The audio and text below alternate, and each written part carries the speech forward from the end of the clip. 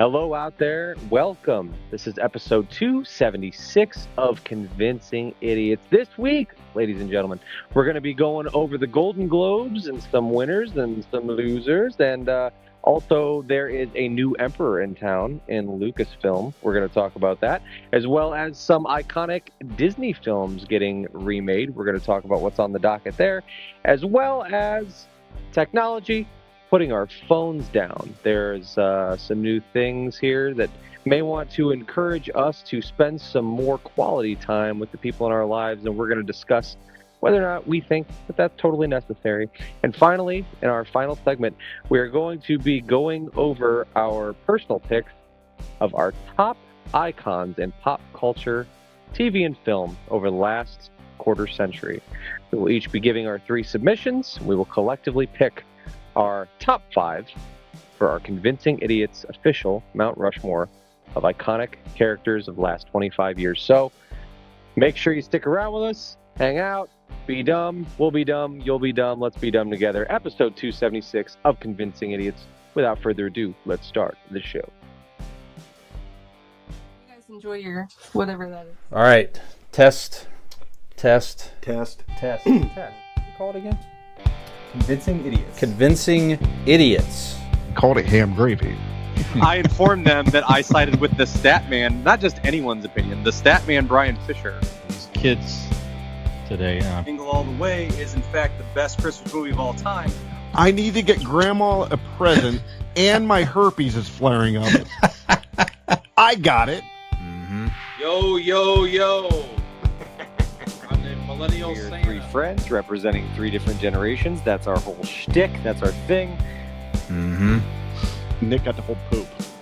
I'm standing in the sea Awesome. breeze, holding a turd, just mightily. I'm just going hitting hats. Anyway, on a lighter note, Welcome to the podcast. Welcome to the vodcast. Welcome to the broadcast. Boys and girls, welcome to the show. This is Convincing Idiots. My name's Dean, the Zennial. I'm Brian Genix. And I am the resident millennial, Nicholas. And we are Convincing Idiots, a weekly podcast of 3 friends representing 3 different generations. We get together here each and every week to discuss all things nerd and pop culture. So if that's something that you out there are interested in, you might want to do yourself a favor and go find us on all of the platforms in which you can find podcasts each and every week. Make sure you subscribe to us. You can also find us on all of your favorite social media accounts. You can find links to those conveniently laid out for you by going to Google and typing in Convincing Idiots Linktree. That's Linkttree. And along with those links and where to subscribe to this podcast each and every week, you're also going to find fun things like a link to a merch store and even a link to our website. Or you could just go there yourself in the first place. Go to convincingidiots.wordpress.com, and that's where you will find us. You will find out about the show, ways that you can help out the show, and that way you don't get to miss any little bit of fun that we are getting into here on Convincing Idiots every week.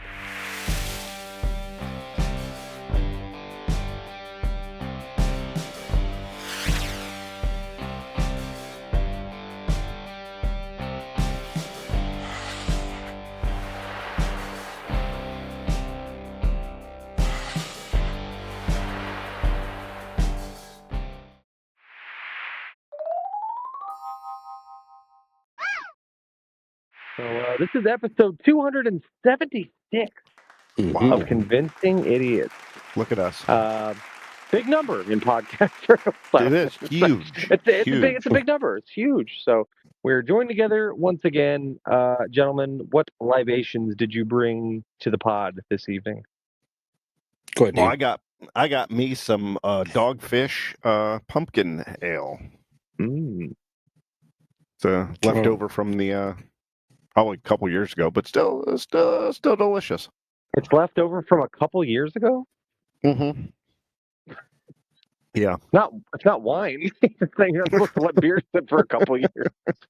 No, I think it was in 24, so maybe a year ago. I don't know. I need my Still, I glasses think that's past the time. Yeah, that's all right. Tastes fun. Okay. Brian, are you drinking anything that will perhaps not get you some type of infection? It's an infection. It's fine. I Let am me drinking see something this. just an infection of happiness, Okay. if you will. Is it already Happiness is time? beginning. Is it time already? Yeah, Some other green yes. label. Conway's Oh, yeah, Irish January Ale. 24. Oh, that was yours, January 24. Well, Yeah. this is not. Well, this is definitely not January 24, and this is going to be consumed quicker than a year. I tell you that. So, Sure. yeah, Great Lakes, Cleveland, Ohio. One of my favorite beers of all time, Conway's Irish Ale. Yeah, springtime, St. Patrick's Day, happiness. One of the best beers, period, in my opinion. So, that's what I'm having. That is an endorsement and a half right there. Yeah, it is. man. Love it. I love it. What about you, Nikolai? I am enjoying a fine, silly pint full of high quality H2O. I had a tooth pulled yesterday, so I'm steering clear of the alcohol this evening. But the water's hitting just right. Well, good. How are you feeling? Want to be a pussy Feeling about great. it, but you know. Feeling great. Yeah, feeling quite well. Didn't feel a thing. So I went in for basically a root canal.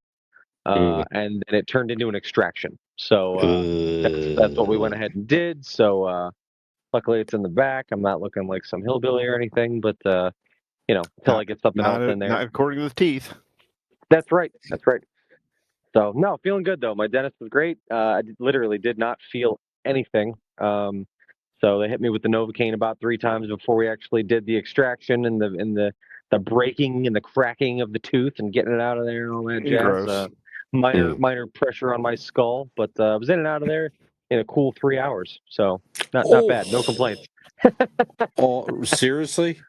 Yeah. Well, my appointment was like at 9, and then by the time it wasn't all the whole time, going at it kind of thing, but it was. Once you got to the office, we started the root canal. I got in the office. We sat down, did that whole thing. Then they started on it. Then they were like, we want to take another X-ray, take a look.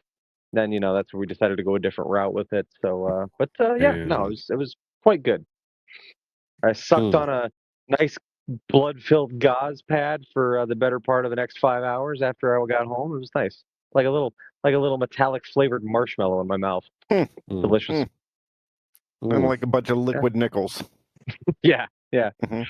But no, all things considered, feeling quite well. All right, well, that's good. Well, I know Nick does not recommend a tooth extraction, but do you have any other recommendations, sir, in the world of pop culture, sir? I will give you a recommendation. I watched this yesterday. I happened to cross this little known. It was actually Leonardo DiCaprio's in it. I don't know if you guys have ever heard of it. It's a couple years old now, but it's called The Wolf of Wall Street. Yes, fantastic movie. Very good. Oh, you guys have heard of it? Yeah. Oh yeah. Yeah. Great movie. It's, one of those movies that you hear a lot about, and there's no reason that I hadn't watched it other than just never got around to it. And then once I hit play on it, and I was like, holy shit, this movie's 13 years old. God, is it that old already? It came out in 2013. So yeah, it is a 13-year-old movie. But yeah, fantastic movie. Very well done. And it's like 3 hours long or whatever, but really didn't feel like it. It was, I enjoyed it very much. So if you have been putting off watching The Wolf of Wall Street for the better part of a decade and a half, I suggest you go ahead and pull the trigger on that one. Go ahead and check it out. Yeah, you'll be glad you did. Margot Robbie, Matthew McConaughey, got to feed them geese. That's right. You got to feed them geese. Of Margot Robbie nudity. A lot of nudity, period, really. But yeah, fantastic. Very good movie. Excellent. What about you, Dean? Anything you want to recommend? No, I didn't watch anything. Okay. Watch some playoffs football. That's about it. Good, actually, good. Not all games. Yeah, a lot of good NFL playoff games, though, man. A lot came down to the last. Eagles out. Yeah. Look at that. A lot came down to the wire. Yep. Yeah, it was good. It was a good weekend for football last weekend. Absolutely. I'll recommend Fallout Season 2, guys, on Amazon Prime. Is that right? Amazon Prime? Yeah. Is that where it is? Yeah. Just enjoyable show. Love it. Story's great. Walter Goggins, fantastic again. Just a lot of fun. I love the whole world that they're in. The storyline is fun. So Was he in the first season of that too? yes, he or... was. Yes. Okay, I was not aware of that. He's the dude without the nose. He's the ghoul, the cowboy ghoul, or whatever. But yeah, good stuff. So if you haven't watched it, go back and watch season 1. I don't know the video game at all. I can certainly see how it's based on a video game, but I mean, for me, didn't matter if I knew the game or not. They tell the story very well. Just a lot of fun. Check it out. That's like 3 or 4 episodes in so far, something like that. I'm gonna have to do that. Yeah. All right, some headlines here, gentlemen. This past weekend was the Golden Globes on Sunday. I was watching football and stuff, I think, instead. But me too. Did anybody pay attention to the Golden Globes? Do you care about the Golden Globes? Any idea of any awards? I saw snippets on like Instagram and stuff, but no, I didn't watch. That's how I consume most award shows anymore. I'm not really usually watching them, but I'm seeing, the things that come across Instagram and whatnot. Well, Statman, who won? I did not see the big winners of the night, and of course, as we know, it kind of gives you an idea how the Oscars may go as well. But sure, I have not seen many of these movies at all. But best motion picture drama, Hamnet.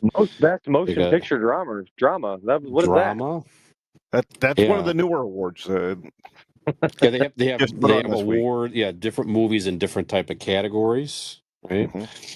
Hamnet, I think it's a modern version of Shakespeare, I believe, if I'm not mistaken. One battle after another one for best musical or comedy. You know what? I want to recommend that too. We saw that over the weekend, Allie and I. Best music. It's a musical or comedy.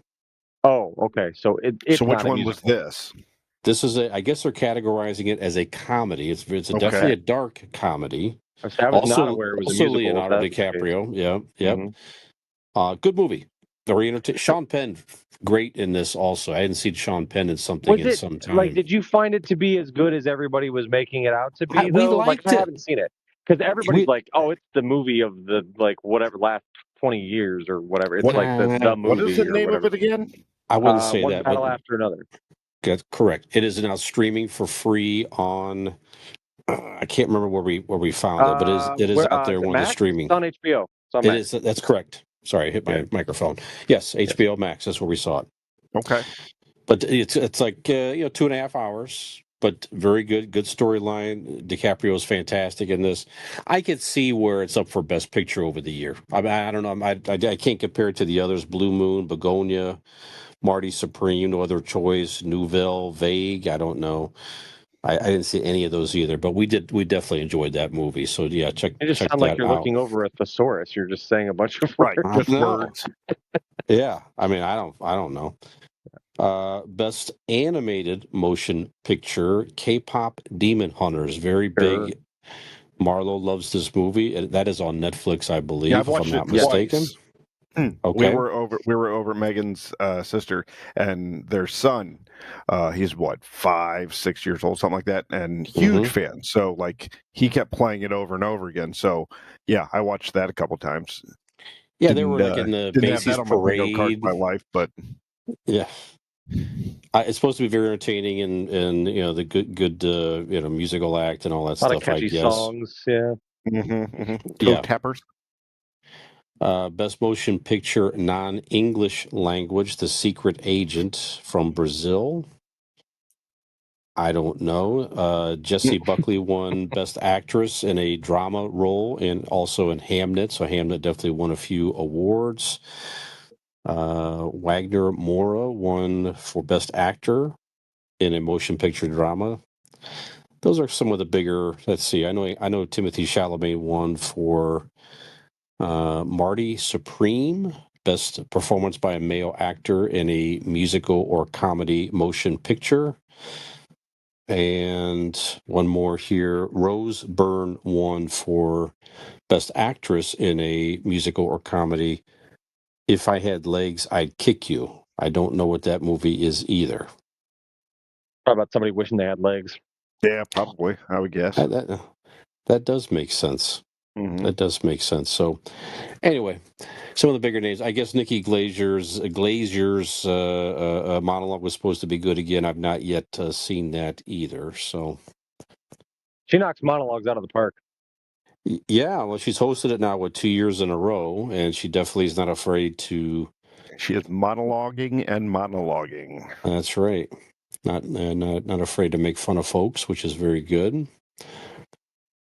I did see a clip of her on the Howard Stern show where she was sharing some jokes that did not make the cut that were pretty funny, a little bit more risque. You could check you can find that clip out there as well on social media. All right, guys, the shakeups. Now, certainly we're all obviously big Star Wars fans. That's our very first topic on this show was Star Wars related. We've had several over the years making Star Wars news. Lucasfilm is replacing Kathleen Kennedy with Dave Filoni and Lin-Wen Brennan as new Star Wars bosses. So Kathleen Kennedy is out. Those two are in. Of course, now Dave Filoni has been very active in the Lucasfilm universe for some time. He was he got the Mandalorian going, right? Is that correct? Yeah, he's kind of the quasi creator of the Clone Wars and all of that animated shows. That's where he got his bones, was leading up the animated stuff. Okay, very good. But yeah, he's the one kind of the mastermind behind these new Mandalorian, Ahsoka, these new shows. So they're both going to lead the Star Wars and let's see here, Indiana Jones as it looks to recapture its stride as well. So, and then Brennan she joined Industrial Light of Magic in '99, eventually becoming its president in 2009, and she became Lucasfilm's president and general manager in 2024. So she's led the company's business strategy and franchise and production operations, and has overseen ILM's expansion. So, I'm not as familiar with her, of course, but Dave Filoni certainly. So, I mean, to me, anyway, I think it's a good move for Disney and Star Wars. Absolutely. I think Dave Filoni definitely seems to be a fan of the content for sure. Yep. So, Dean, obviously, you're agreeing here. Any other thoughts? Yeah. I mean, certainly you agree with the move. What do you think? Yeah, Dave Filoni kind of studied under George Lucas, and he has the George Lucas mindset when it comes to the story. I think he has the respect that you need. Not that Kathleen Kennedy didn't, but I think being the head of the president, of Lucasfilms, I think she was a lot more focused on, day-to-day operations, the business side of it, which probably could be sometimes made decisions that weren't storyline, that didn't really go well or do well with the storyline, in my opinion. Mm-hmm. And I think Dave Filoni is that storyline driven and type of person for this job, and you'll have Jon Favreau, that's I'm assuming still going to be doing running the shows or whatever. So I think this is a fantastic shot in the arm to what Star Wars needed. I think he's going to bring it back to prominence of what it could and should be, and I'm looking forward to it. Yeah, Nick, what do you think? Any thoughts? Yeah, I'm ready for a change up. I mean, as a fan of Star Wars, but not a fan of what Star Wars has been in recent years or since Disney's taken over, and with the exception of like one of the seasons of The Mandalorian, I'm ready for some different direction. I'm ready to see somebody else just try and do something different. So I'm all on board with anybody else who would like to try something. Yeah. Yeah, me too. I think all three of us were overall disappointed in the last movie trilogy. I mean, some good moments here and there certainly, but Sure. overall just kind of lost its way. I think some of the better stuff they've done were with Dave Filoni and Jon Favreau, certainly with The Mandalorian Absolutely. Yeah. and Kenobi other was good. things. Yeah. Obi-Wan, Rogue, Mando was it called? Andor. Andor. Yep. So yeah, I think they definitely need to change for sure. Yeah. And I'm glad they kept somebody around that clearly knows what they're doing instead of bringing somebody brand new in again and trying to hold some other. Just a suit to fill the seat, just to try to make more money. Yeah, absolutely. So good stuff. Well, we'll see what they come up with, and I'm sure it'll be better than the direction it was going here. Another Disney live action movie in development. So they're taking another one of the animated movies and making a live action movie. Certainly they've been doing that with a lot of these here. Tangled will be one of the next ones that they do here. So okay. I don't know the young actors here, but let's see here. The Rapunzel is going to be Australian actor Tegan Croft, and the swashbuckling thief role of Eugene Fitzherbert will be Flynn. Let's see. Flynn Rider. Flynn Rider, excuse me, thank you. Actor's name is Milo Manheim. I saw photos. I mean, they definitely resemble the characters, and that's fine. Nothing against them. Certainly, that'll be out next year, next January. So, I don't know. Are you guys a fan of Disney continuing to make these live action versions of the animated movies? Do you care? Have you seen any that you particularly like? Excited for this? Go ahead, Dean. I feel two ways about it. One, I don't give a shit. That's first and foremost, because that's not my wheelhouse. Mm-hmm. But I do respect the thought and idea, and if they could get it right, that's kind of cool. You take these movies that you saw when you were a kid, and you get to put live action to it. That's a neat concept. Mm-hmm. I mean, but personally for me, like I don't care, because those really aren't my deals. I did see Tangled. I believe I did, the animated one. So. Mm-hmm. And will I watch this live action one? No, but still, good for the people that are excited about it, and I hope it does well. Sure. Nick, you might see more kids' movies these days with younger kids also. Any thoughts on these live action versions? What do you think? I'm a little bored by them personally, and I love the Disney movies, and I love Tangled. Tangled's one of our favorites. Like, absolutely love that one. I just, like, for example, I think one of the last ones I don't even know if I saw it. I didn't see The Little Mermaid. Me neither. And I was not I'm not really that interested. I mean, I will say there's some of them that have been really good. There's some that they have added like a twist or changed some things to, or kept the same spirit, but just kind of twisted in a certain way. Aladdin was a little bit different. Jungle Book, there was some extra stuff. I like that. I like when they take, if you're going to like redo it, at least add something to it, or maybe do something to the story. You don't have to change the story altogether, but do something maybe to, I don't know, make it like a different experience, right? Sure, that makes sense.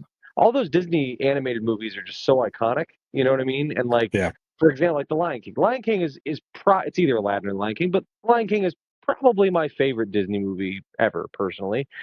And when they did like the live action one, it was, visually very stunning. It was, really cool, but it was the same fucking movie. It was the exact same, like frame for frame. It was almost exactly the same. And I don't enjoy that as much. I mean, I don't care how cool it looks, but like I've already seen the movie, right? So like I like when they add something different to it, like they did in Aladdin, like they did in the Jungle Book. But they're already going to do Moana. They're doing the live action Moana. Yeah, I mean they just keep remaking these, and it's like I don't know. It feels kind of lazy.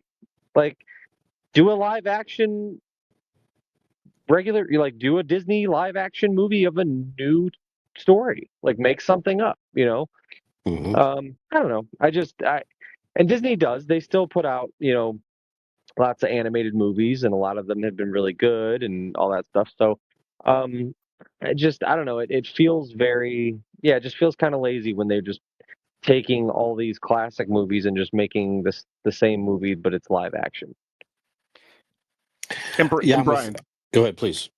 Just real quick, you kind of inferred that Nick is going to watch more of these Disney movies because he has a couple kids. Nick's kids and my kids are the same age.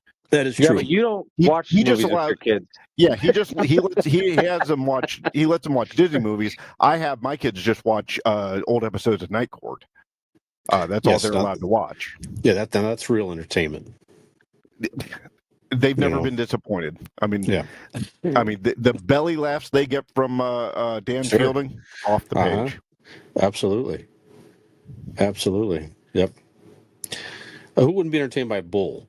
You know what I'm saying? What young child? Mm-hmm. Bull Shannon is comedy gold. That's right. And that's coming from the 10-year-old. She says it all the time. The time. Mm-hmm. Yeah, I don't know that I've seen. I'm trying to think back here now. I don't know that I've seen one of the live action versions of any Disney movie. I know that The Jungle Book was very highly. That was probably one of the higher acclaimed ones. Yeah, dude, Bill Murray is moved. I mean, you can't lose. That was good. I've seen the animated versions of, but yeah, I don't know. But I'm with you. I'm just like I can't seem to get myself interested in it either. I don't know. I'm excited the fact I don't know if it's true or not, but I saw some rumor that Disney they're considering going back to making some old school hand drawn animation movies. Yeah. Now that I like. Yeah, I think that would be great. I like. I don't know if younger people are interested in that or not, but I certainly am. But growing up on that stuff, I think they should go the reverse, though. I think that they should take some of their live action movies Disney has done and make them hand drawn animation. Like, who wouldn't want to see a hand drawn animation of Pretty Woman? Richard Gere getting a hooker. Yeah, make that animated. Let's do it. Make the Disney version of that. Sure. Yeah. Well, it was a Disney movie. It was produced by Disney. The Black Hole really animated. Yeah. There you go. Not a lot of people realize that, but they didn't do a whole lot of promotion that it was Disney. But Disney Studios was the producer of Pretty Woman. Yeah, you can make like a Disney princess type thing. Yeah. Mm-hmm. I need an animated version of A Clockwork Orange. That's what I need. That would be awesome. I like that. Sure. There you go. Human Centipede. Well. Yeah. Good stuff. Have they already done Passion of the Christ? Never mind. What's next, Brian? Boy, call back. Call back there, ladies and gentlemen. There's an effort out there now for more phone-free activity. They're making some people are carrying analog bags to keep their phone in, to encourage them to keep it in the bag and not have it out and using it when they're in social settings, etc.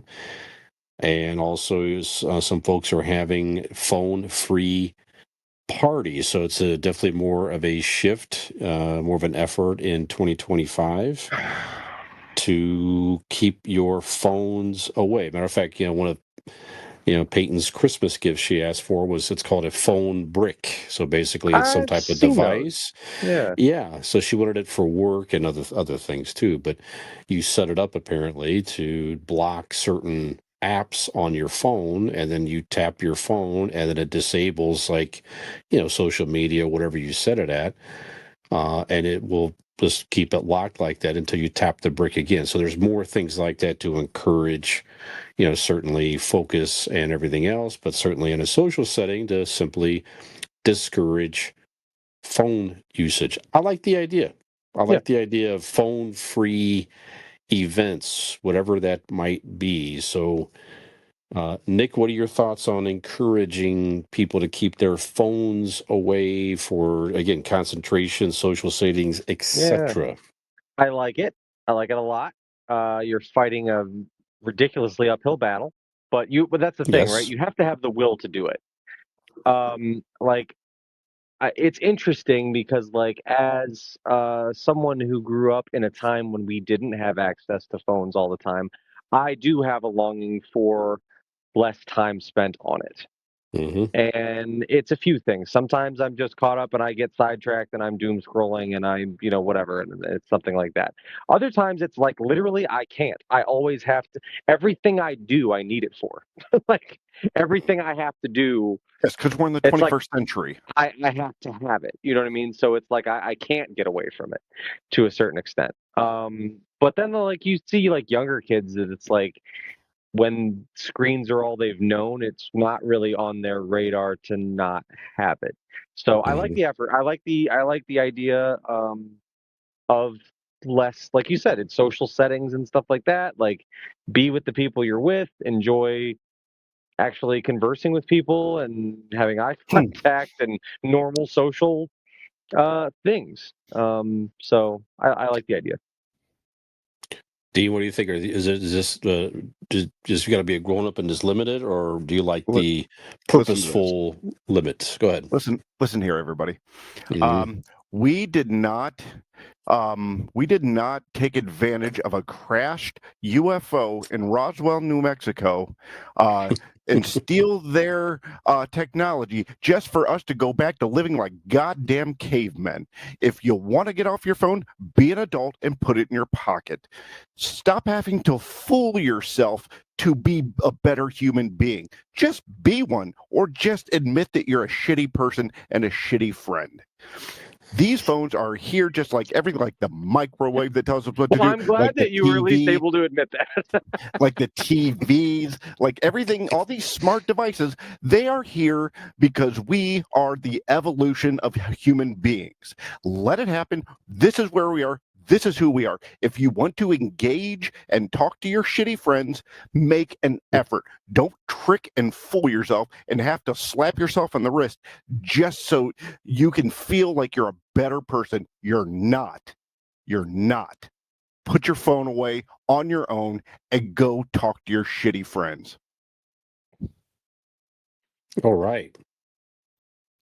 That's all I got to say about that. No, that's good. I mean, that really is the answer at the end of the day. You're right. You just have to make an effort to keep it away and focus on the people that you're with, and hopefully you're around people that you enjoy being with. You don't want to be on your phone to begin with, right? So, yeah, I think this continues to evolve. I think for a while there it was, I think that when it's. I don't know. I just see things continue to evolve because we always have our phone. It's always available, and it's just not as. What am I trying to say here? We know it's there. We know it's accessible, and you can. And it's helpful. It is useful. Yeah. If you're all in a group talking about like what's the name of that actress that was in that one movie? Boom! Somebody goes, "Here, I got it." You get the right answer. You move on. You know what I mean? It can be helpful in the conversation. Now, do I think everybody should be just face down in a silent room with 5 people? No. Right. But if you are, maybe you guys don't like each other that much. Don't be friends. Yeah, reevaluate your. Maybe that's where it starts. Reevaluate your friends. Yeah, reevaluate your life. Yeah. Don't shit on alien technology just because you can't find better friends. Right. Speaking of better friends, did you guys notice Homer's gone? Sure. I did see that. Where did he go? I retired Homer. Well, I think it was time. I replaced him. If you look right here over my shoulder, a picture of myself playing the bass guitar, and that lead guitarist is one Aaron Blake with Blake Insurance. Oh, here comes another political smear ad. It's not a political smear ad. You deserve to have your camera turned off for that. You're a mean boy. No, this goes back into that discussion. I'm actually looking something up real quick. So using your phone. Using your phone. While he's doing that, let me tell you guys. You encouraged me to reevaluate my friends, and that's exactly what as you should. I've met me. Let me tell you guys, the Blake Insurance Group is an independent agency right here in Barberton, Ohio, offering personal care and support for all of your insurance needs. If you need auto, home, business, or life insurance, give Aaron a call. He'll treat you with the honesty, respect that you deserve. Call the Blake Insurance Group at 234-571-5359 or find them online at BlakeInsuranceLLC.com for your free 5-minute quote today. And when you do, tell him there's no smear campaign. You are calling to get this quote because the love shown by Convincing Idiots. Very good. Very good. Smear campaign. Take your phone out and look up Aaron. That's acceptable amongst friends. Absolutely. That's why the aliens gave it to us, so That's you right. can get better quality insurance with Blake Insurance. Exactly right. That should be his tagline, really. There you go. Yeah, it's better than keeping society down, or whatever it was that you said last week. Holding society down, yeah. Yeah. Yeah, I don't along that recall line. that it was quite like that, but Something like that. We could check the tape. Yeah, something Dean like that. Harvey thinks Aaron Blake is out of control. I'm not his political opponent. All right, well, keep your phone out, listeners, for our second segment, our main topic.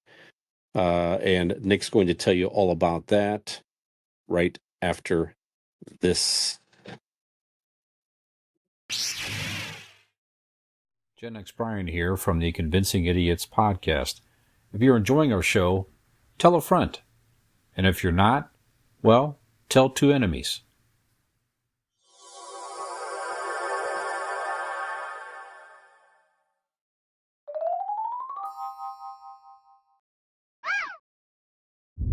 Four, three. Hello and welcome back to Convincing Idiots. This is episode 276. I'm Millennial Nick alongside Gen X Brian and the Zennial Dean. And gentlemen, this evening we are going to be discussing who we think are 3 of the Looks like you have a top halo. you do. The top characters in TV and film in the last quarter century, we'll say since the year 2000. So, yes, the idea is that we're as our new format goes, right? We're each going to bring 3 submissions, so 9 total, 3 submissions who we feel belong on our Convincing Idiots top 5 or our collective show, Mount Rushmore. So, year 2000 on, last 25 or so years, who are 3, in your opinion, of the most iconic, monumental, original characters from TV and film? So, Now, you got some more to say, or no. I was going to start by saying that the way I looked at this, I listened to the rules, sure, and then 2, the way I see this is, what characters make iconic. If you see somebody as a Halloween costume around towns, like small towns, whatever, if people are dressing up for them as Halloween, I think that is, that puts them over to that iconic space, right? What about Does that make what about sense? in big towns? What if they do it in big towns? Does that count? No, those big towns, they just do sex parties and they just do dirty things to each other's genitals. That doesn't count. It's the small towns. You want to come to a big town party? Oh, big town party so bad. I got my genitals you can look at. Whatever you can't touch. You can't touch them. You got to pay extra for that. Okay, Brian, the longer you take to research, the more he's going to talk about his genitals. So please Google quickly. Who wants to hear about my wiener? All right, actually. Go ahead. Go ahead. I will go first. No, Brian, you honestly can stick with your list. It's no big deal. Yeah, you'll just be disqualified from all of them. You can do it. Okay, I'm going to start with my number 1. You see, this guy, people dress as him as Halloween all the time. What he did for comedy, the character itself, and the drunken quotable nights anybody and their friends can have with Ron Burgundy Yep. from Yep. Anchorman. Will Ferrell, Very good. iconic in his own right, but Ron Burgundy with the mustache and the suit, just the whole getup, and it's And his name is Ron Burgundy. It's like his last name is Burgundy. Right. Like the absurdity in it, Yeah. it shouldn't have worked, but it's so goddamn funny. And people, it's one of those movies that all of us, will be quoting till the day we die. And that character is the number one part of it. So my number one for the icon list is Ron Burgundy from Anchorman. Solid choice. My first. Are we going submission... around? Or are you going to give your three? Or are you going to go around? We go around, or you do all three? I don't know. This is kind of new. You guys tell me. Last week we just rattled them off, and then we kind of discussed, right? So that's it. But you already explained Ron Burgundy, so give us your other two. Okay. Are you ready, Brian? Or do you want to use more time, Brian, to look stuff up? No. Here, give him his other. Go ahead. Give me the other two. Right. Then we're going to take the 9 and whittle it down to 5 in discussion. Go ahead, please. My number 2, again, Halloween costumes galore. Hell, the actor dressed up as himself during, for one of the Comic Cons. It is Walter White from Breaking Bad. Bryan Cranston was known for, kind of being a character actor. Hell, he was Tim Whatley, the dentist, on Seinfeld for an episode or so. But then when he gets into Walter White, he became, iconic through Americana, right? I mean, he is, everybody knows, even if you didn't watch Breaking Bad, you see the bald head and the fedora, or the pork pie hat and the goatee, Walter White. So Walter White is my number 2.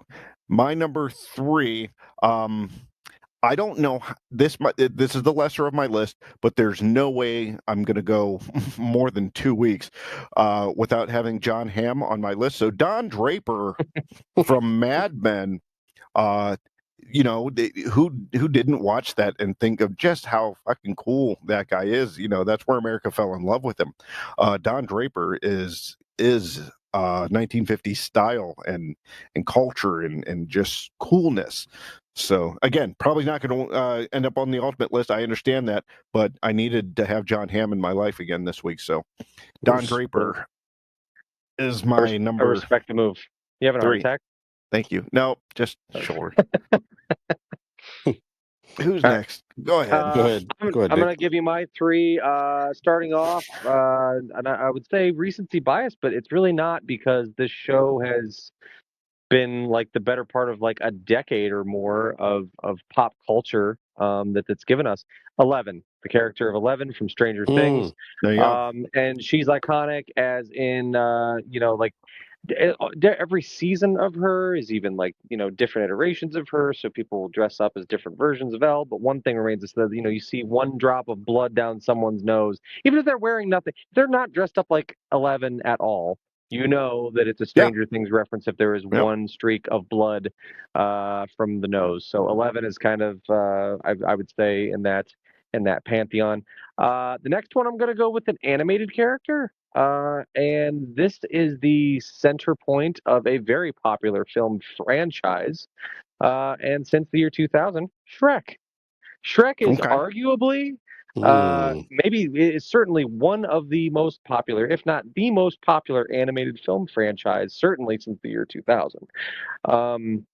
So I felt that Shrek deserved to be in there as well, and Shrek was certainly at the forefront of those movies that were aimed at kids, but were certainly enjoyable for adults to watch. Plenty of adult humor in there. Mike Myers, Eddie Murphy, it's fantastic. So I put Shrek in there. Those movies are great. And lastly, for my third submission, because we are all such big Star Wars fans, regardless of how we may feel about the content of the shows or things that they have appeared in, the character of Grogu, or Baby Yoda, as he was first presented to the pop culture masses, is in many ways the embodiment of new Star Wars. You know what I mean? Like it's on everything. He's all over everywhere. He's probably quickly one of the most recognizable characters Merchandising in the Star Wars universe. And he's just essentially Yoda's baby, but he's adorable and everybody loves him and they eat it up. And so, yeah, I have Grogu as well. So, Brian, what'd you come up with over the last 10 minutes?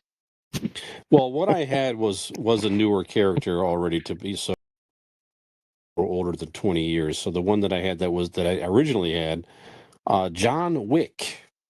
Okay. Yeah. Played by Keanu Reeves. Now, this is your list? This is I revised two of them here since we were talking here. So, and actually, right before you said it, Dean, I also put down Ron Burgundy on my list. There you go. Nice. From Anchorman. And I'm going to put on here The Bride, Uma Thurman from Kill Bill. Yeah. Yeah. Again, all three of those, I mean, I guess John Wick's a little more difficult because it's just pretty much a black suit and greasy hair. But again, the other two, definitely Halloween dress, dressing, characters people dress up as. Yours too, Nick. I mean, I don't know how many people dress up as Grogu, but yeah. Well, it as a prop or whatever, but yeah. Sure. I just want to go out on a limb and say right now, and I'm willing to fight anybody on this, but we don't have to because even if Brian was against it, it would be 2 against 1. Walter White, I think, is the number one. Like Walter White deserves to be there now. Walter White is kind of, I think, the most in the 21st century. Yes. Yeah, to me, it's just not only like it's not even just the look of him because it kind of goes through different phases, but like the magnetism of the magnitude of the character, right? Yeah. Like, I mean, of what that show did for as many, and as like we've talked about in past episodes, like how good that show was throughout. Like, it wasn't even just like, another show that I put up against it is like Game of Thrones had a brilliant run where it was really good, but there's no one character that stands out and really leads the whole show the way that Walter White, Heisenberg does of Breaking Bad. I think Walter White deserves to be on our collective Mount Rushmore, hands down. Yep. All right, so we're going to get it down to 5, our collective 5. Yep. So Walter White, Walter White's first on our list. White is 1. Yep. And I mean, I'll give you Walter White. Go ahead, Dean. Yeah. Well, I was just going to say, given on that same numbers thing, Ron Burgundy, both Brian and myself have it, so I think Ron Burgundy automatically gets on that list. Yeah. And just as we can move on from Ron Burgundy, but I was going to say, like, Will Ferrell just had a run in that time frame where you could easily put Ricky Bobby on there, you could put Buddy the Elf on there, you know what I mean? Like, right, absolutely. The Step Brothers, I mean, is an icon. Like, he just really was knocking it out of the park there for a few years. But I think Ron Burgundy, of those characters, I would consider him the top notch.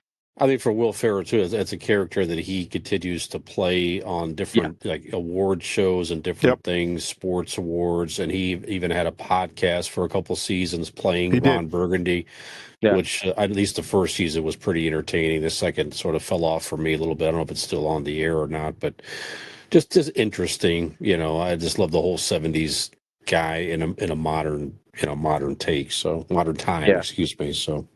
Yeah, and 2 movies, of course. 2 movies he was in with the same character. So right, yeah.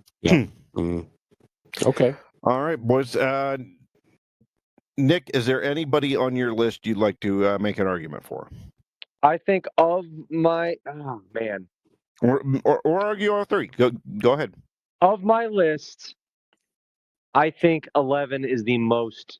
Well, I can't even say that. It's either okay. I'll give you this. Of my list. I would fight the hardest for between Shrek and 11. You guys go on that. Like, which one do you think is the most?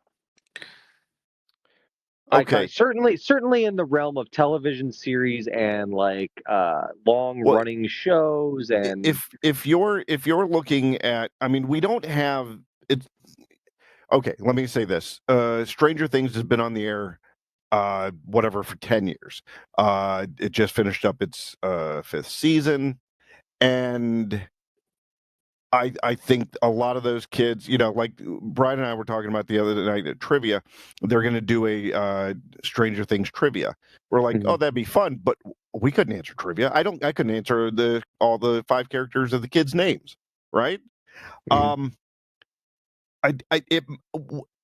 Recency bias, I think, Which one hurts. don't you know?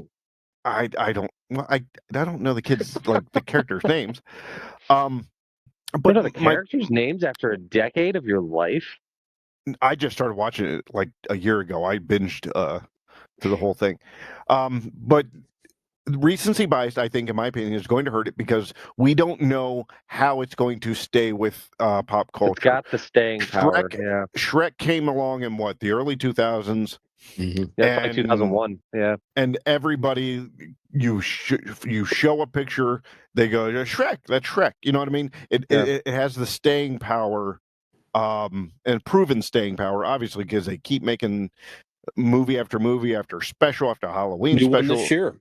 Yeah. So to me, if we're going on those two, I would give it to Shrek between those two. I gotcha.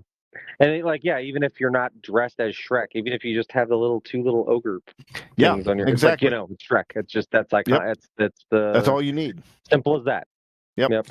Yeah, I'll give you Shrek for sure. I mean, definitely, one of the and again, our the characters here had to be created for a film or TV show. That was part of our rule here as well. So, definitely one of the most popular, arguably, in the last 20 years, certainly one of the most popular animated, characters, franchises. Period, that they've created. So, Michael Myers has really made that Michael Myers' voice the voice, the whole universe really around it. Eddie Murphy is the dog. Everything's just a lot of fun. And those movies have certainly a soft spot in my heart, taking Peyton when she was little to start watching Shrek movies, even through the years with her growing up there. But it's entertaining. And those also they did a very good job of giving you some adult humor as well to keep the adults entertained, which is also appreciated. Right. So, and I'm looking forward to the new one this year. I'm still excited to see it. You know That's what I mean? One of those ones I'm like, I've never seen one of them that I'm like, that one sucked. Like, it's like the Toy Story movies. It's like at a certain point it's like, okay, are you still making them? Yeah. But I still watch them, and they're always good. Like, there's really, no reason not to. I've only seen one Shrek movie, and it was, I believe, the first one, and it was only the first time a couple years ago. Really? Nora had me sit down and watch it, and it was all right. It was entertaining. Yeah, it was entertaining. There's no reason I wouldn't see any more. It just I haven't, it hasn't come up. Yeah, that's a solid choice. I don't need like much more argument than that. So I would say, we'll put that on our list as well. All right. We have 2 spots left, gentlemen. Brian, you have John Wick. Ron Burgundy's already on there. Do you want to do an argument for John Wick or The Bride? I mean, they're both good contenders. I would say just from a longer, a broader work, I would say John Wick. Now, John Wick, you got to keep a couple things in mind. 4 movies. Right. It's developed. There was a comic book series after the movie based on John Wick, 2 video games, which I've not played, but they do exist. There's also been spin-offs of that universe. So the fact that John Wick, the character, has created a universe that's at least interesting enough where they've attempted spin-offs. They had a TV series called The Continental, which is around the hotel. The premise of that in itself is very cool. Now, if you didn't see the movies, it's a hotel that assassins can go into, and it's a safe space for them. The rule is you are not allowed to kill while you're staying at the hotel. If you do kill, then you could be killed yourself in the hotel, right? Makes sense. It's a safe spot. People can go, the assassins can go in and hang out and party and gamble and all that stuff. And then there was a recent spinoff this past year, the Ballerina, right, which is one of the assassins in the John Wick universe that made an appearance in one of the John Wick movies. and just a very cool character. And you're right, Dean. If you're talking about the whole Halloween costume rule, I mean, you could You could. you It could doesn't dress take up much. like him and kind of beat yourself. Look like you're beat up a little bit with it. Some people would get it. It's not like But it's oblivious. So people would maybe guess it, whatever. But just But a I have very a counter cool argument character. to that, though. Go ahead. I have, well, not a counter argument per se, but I have a different supporting argument. All these other characters that we've talked about have that, besides Don Draper, have that Halloween, able to dress up as him. What John Wick has is it is now ingrained in pop culture. If somebody kills somebody's dog, you'd be like John Wick. Like, you say John Wick, it means revenge. Right. Like, people Yes. now, it is iconic for the term revenge. It is iconic for the term badass. Like, oh yeah, like John Wick. Like, it is now like John Wick is like whatever is this or that or badass or whatever. Sure. He's so I almost think like an adjective to that. Correct.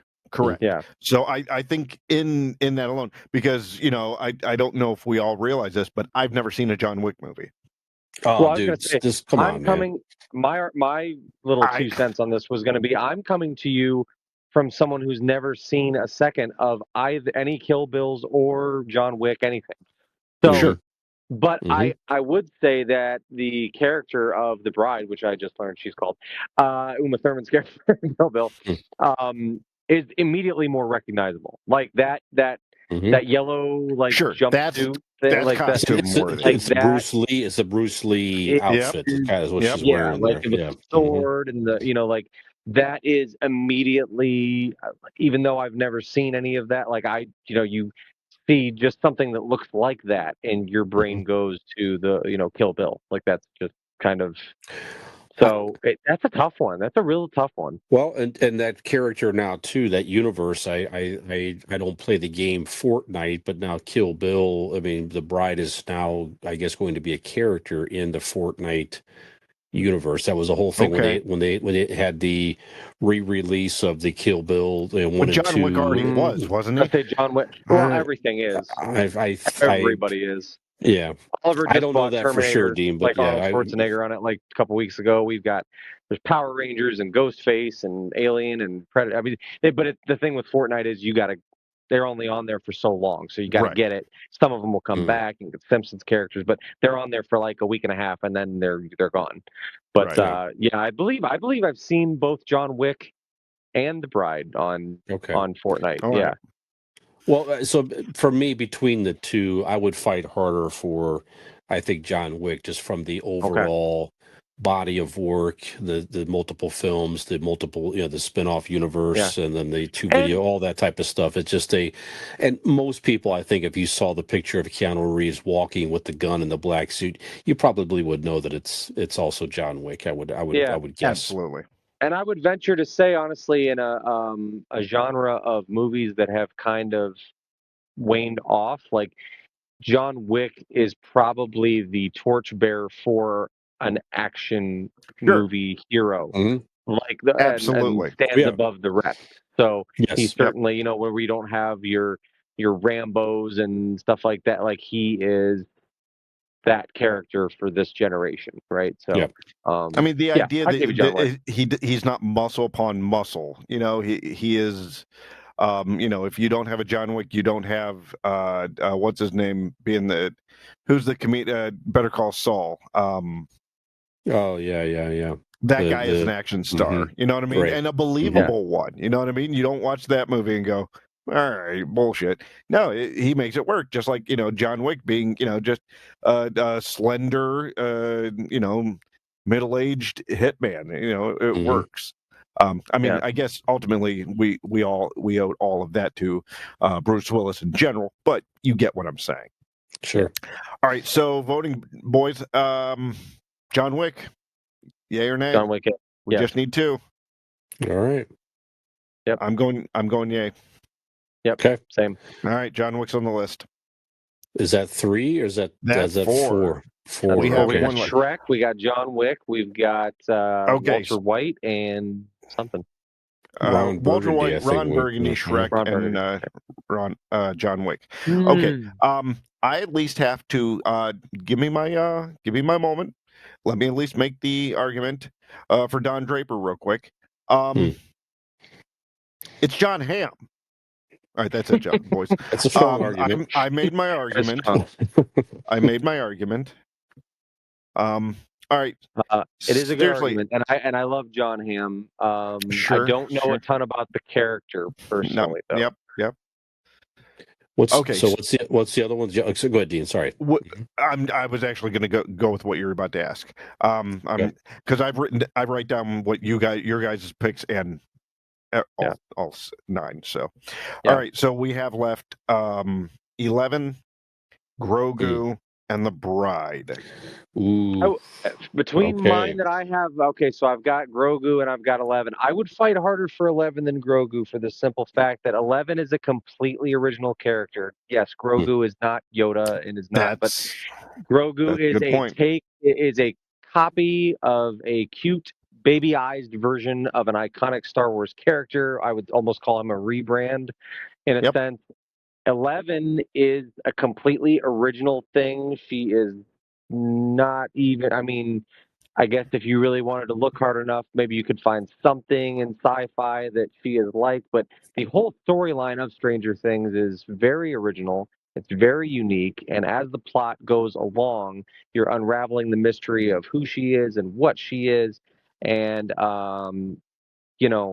throughout that character just continues to evolve. And like I said, I just think certainly with Walter White, in the earlier parts of the early to mid 2000s, he kind of, I think, held court in the realm of popular TV shows. I think Breaking Bad kind of held that. And I would argue that since that went off the air, there's been some other big series, but Stranger Things has kind of bridged Captivated the country. That next the world, generation. Really. Yeah. On that level, to where, and like I said, there again, that you could say the same for Walter White in Breaking Bad, is that he's certainly not. There are plenty of main characters, but he is the one. And same with 11 in Stranger Things. Plenty of main characters, plenty of heroes, iconic characters throughout Stranger Things, but 11 is who this story ultimately revolves around and really carries the show from beginning to end. You make a valid point. Let me go through, like, for example, The Bride. The Bride is kind of a niche, pop culture niche. It's a certain sect of people. Yeah, you're gonna. That's from the Quentin Tarantino movie, right? That sort of thing. But fans, the fans love him. Fucking love her, right? Grogu, like you said, has some background in. Should even be on the list given the property and like you said with Yoda. That's a very valid point. Yeah, many people just know him as Baby Yoda. They don't even know his fucking name. Yeah, it'd be almost a stronger argument for the Mandalorian himself. You know what I mean? Correct. Right. Grogu, if you're going to go that which way, is also a rebrand kind of Boba Fett. Right. Yeah, kind of. Yeah. And then you get to 11 where like you said, she's our modern day Jedi. She's done to pop culture. For example, I guess Egos after the first season tripled, quadrupled, or whatever their sales. From forever. It's you make a valid argument, Nick. So I'm gonna have to put my vote for Don Draper.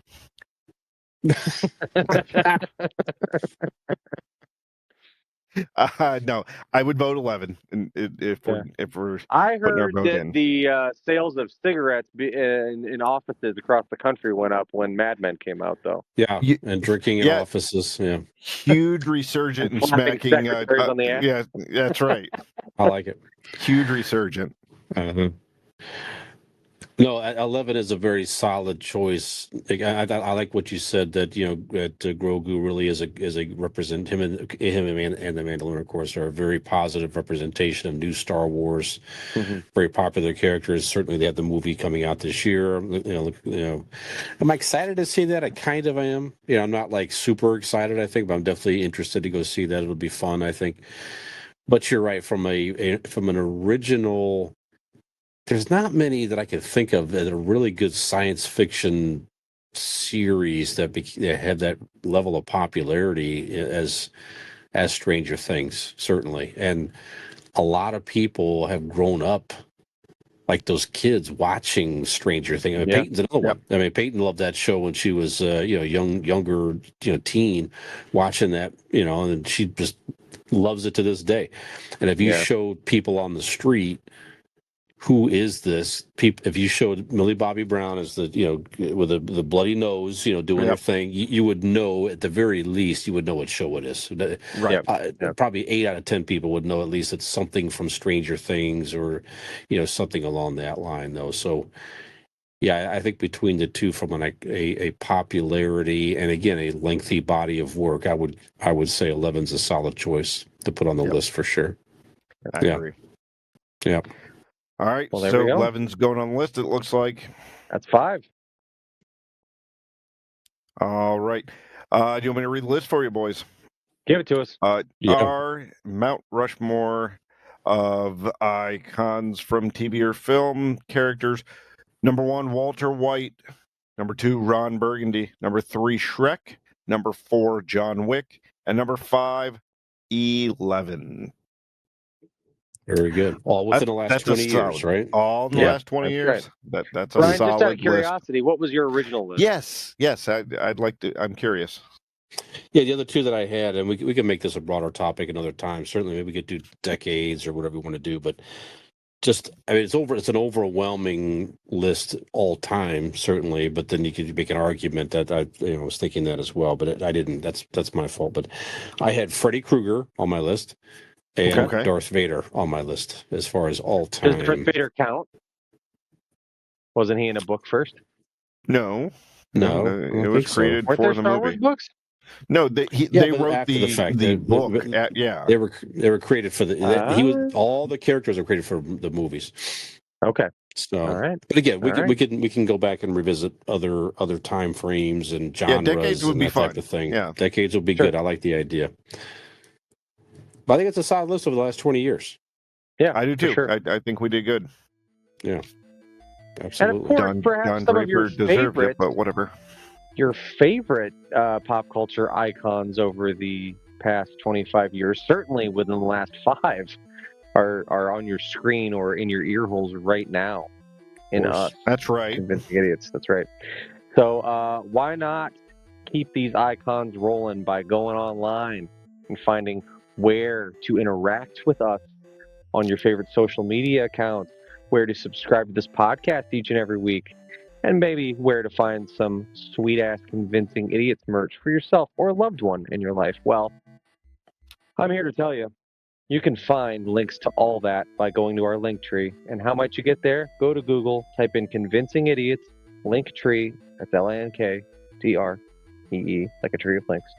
There you will find those links. You will also find that information and so much more on our website, which is convincingidiots.wordpress.com. This has been episode 276 of Convincing Idiots. I am Millennial Nick. Daniel Dean. Gen X Brian. Have we convinced you that we have what it takes to be icons for the next 25 years? At least of podcasting, maybe. Who knows what 25 years will bring? TV, film, maybe. But podcasting? We'll see. Maybe. We'll see what happens. It's got to be like us and Joe Rogan, at least, right? Of course. Gen X Brian here. Daniel Dean. Millennial Nick. If you like our stuff, give us a like and subscribe, and we may just send you a Polaroid of Millennial Nick's feet.